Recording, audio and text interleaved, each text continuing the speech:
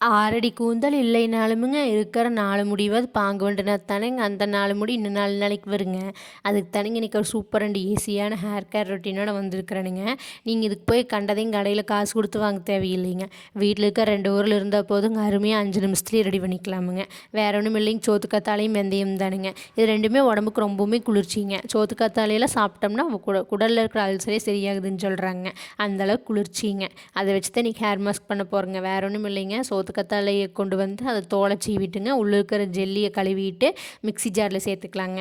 வெந்தயத்தை வந்து கொஞ்சம் முன்னாடியே ஊற வச்சுருந்து அதையுமே சோத்துக்கத்தாழையோடு சேர்த்து அரைச்சி எடுத்துக்கலாமுங்க. இதுக்கு தண்ணியெல்லாம் விட தேவையில்லைங்க, அதுவே நல்லா தண்ணி விட்டு நல்லா அரைச்சி வந்துடுமுங்க. இதை வந்து உங்களோட முடியோட வேர்க்காலில் வந்து அப்ளை பண்ணுறப்போ முடி வந்து ரொம்ப ஸ்ட்ராங்காக இருக்குமுங்க. ஹேர் ஃபால் ஆகாதுமே கண்டிப்பாக குறையுமுங்க. முக்கியமானது ஒன்று என்னென்னா, இது வந்து வெயில் காலம் இல்லைங்க, ஒவ்வொருத்தரும் குளிர்ச்சிங்கிறதுனால சூட்டை கிளப்பி விட்டுருமுங்க. அதனால் பார்த்து யூஸ் பண்ணுங்கள். இன்னொன்று வந்து கன்சிஸ்டன்சிங்கிறது ரொம்ப முக்கியமுங்க.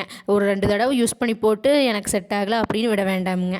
யூஸ் பண்ணுறவங்க கண்டிப்பாக வந்து ஒரு 3 மாதமோ 4 மாதமோ தொடர்ந்து யூஸ் பண்ணி பாருங்கள். கண்டிப்பாக உங்களுக்கு வந்து அதில் வந்து மாற்றம் தெரியுங்க, பெட்டர் ரிசல்ட்ஸு கிடைக்குமுங்க. மோஸ்ட்லி எல்லாத்துக்கும் தெரிஞ்சிருக்குமுங்க, இருந்தாலும் 1 2 தெரியாதவங்களுக்கு இது பார்த்தா யூஸ்ஃபுல்லாக இருக்குமுங்க. நானுமே அந்த அன்னைக்கு கோவிலுக்கு போகிறதுனால ஒரு 1/2 அன் ஹவர் வச்சுருந்ததை டக்குன்னு குளிச்சுட்டேனுங்க. பாப்பா பிறக்கறதுக்கு முன்னாடியெல்லாம் அடிக்கடி யூஸ் பண்ணிகிட்டு இருந்தேனுங்க. இப்போ வந்து விட்டுட்டேனுங்க. இப்போ மறுபடியும் அகைன் ரீஸ்டார்ட் பண்ணியிருக்கிறேங்க. பார்க்கலாங்க ரிசல்ட் எப்படி இருக்குதுன்னு. பாருங்கள், குளிச்சுட்டு வந்தோடனே வந்து என்னோடய ஹேர் எவ்வளோ ஷில்க் அண்ட் ஷைனிங்காக இருக்குதுன்னு பாருங்கள்.